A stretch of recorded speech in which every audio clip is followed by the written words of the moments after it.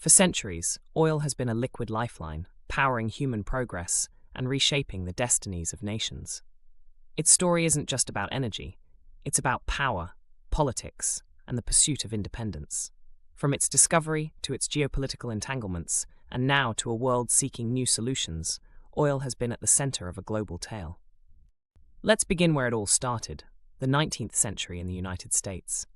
Above the oil-soaked ground of Titusville, Pennsylvania, an entrepreneur named Edwin Drake drilled the world's first successful oil well in 1859. This crude oil wasn't meant for cars, those didn't exist yet, but for lighting lamps and lubrication. What started as a trickle soon became a gushing force.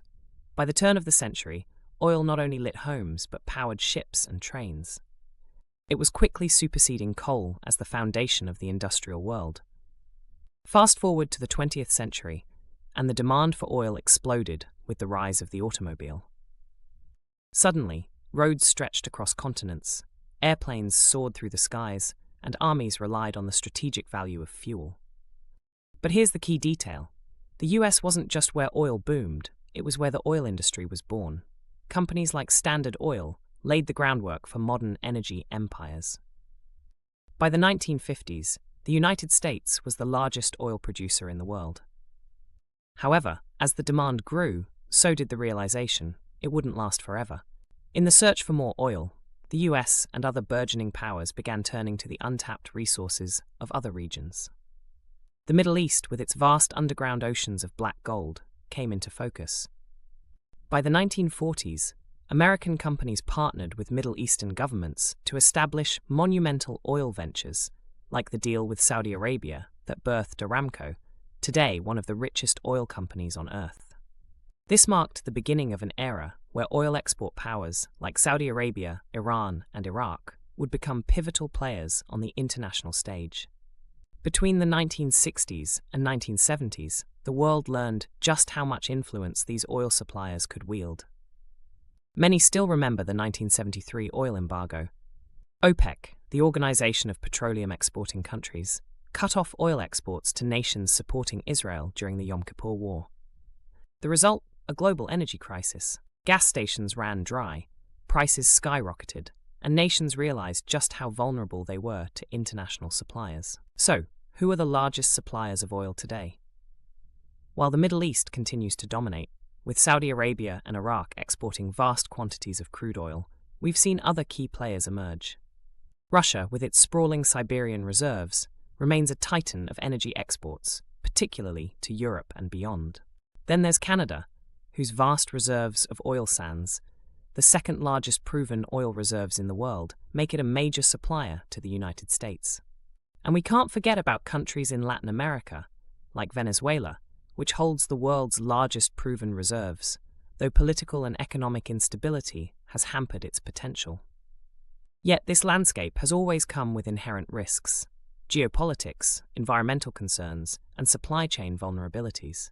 That's why the concept of self-sufficiency in energy has become so critical, especially as nations face increasing pressure to transition to renewable, sustainable sources of energy. Technology has stepped to center stage in this transition. Take shale oil, for example. The US, determined to free itself from foreign oil dependency, pioneered the shale revolution in the 21st century. Hydraulic fracturing, or fracking, unlocked massive reserves of oil and natural gas from previously inaccessible rock formations. By the mid-2010s, this innovation turned the US into the world's leading oil producer once again. Achieving self-sufficiency seemed closer than ever, but it wasn't without controversy. Environmental groups have raised alarms over groundwater contamination and increased seismic activity linked to fracking. On the other side of the globe, nations like China and India are grappling with their own energy challenges. As two of the largest importers of oil, they're investing heavily in alternatives, from solar panels sprawling across deserts to wind turbines lining coastal shores. They're also building massive fleets of electric vehicles to reduce oil consumption. And then, there's Europe. The continent has been aggressively pursuing greener solutions, with nations like Norway leading the charge, thanks to near-total reliance on renewable energy. But even with lofty goals for carbon neutrality, Europe's reliance on imported oil and natural gas, the majority of which has historically come from Russia, has exposed vulnerabilities, especially amidst the tensions caused by geopolitics. So what's the future? For many, the answer lies in innovation.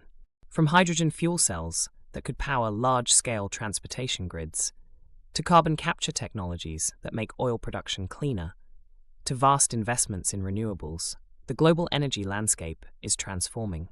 And then there's nuclear fusion. The dream of limitless clean energy is inching closer to reality with advancements in experimental reactors. But the shift isn't just about technology, it's about strategy. Countries are diversifying energy sources, seeking partnerships in regions like Africa and Latin America, while encouraging domestic production of renewables. The focus isn't just on where we get our oil, it's on reducing the need for oil altogether. History shows us this much. Oil reshaped the world. It built empires, fueled wars, and powered economies. But now, the question isn't just where we'll find oil next, it's whether we'll need it at all. The push for self-sufficiency isn't just about energy independence. It's about creating a sustainable future for the generations to come.